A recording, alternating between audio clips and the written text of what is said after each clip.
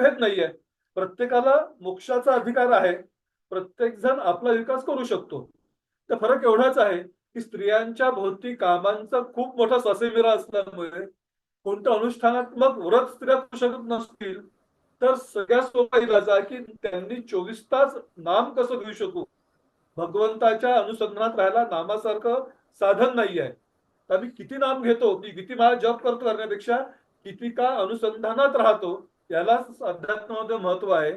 त्यामुळे अनुसंधान ठेवायचं असेल, तर आम्ही जास्तीत जास्त भगवंताचं नाम मान न घेता आमच्या जी म्हणतात की म्हणजे हाती काम मुखी नाम, म्हणजे हाताने काम करायचं, मुखाने नाम घ्यायचं.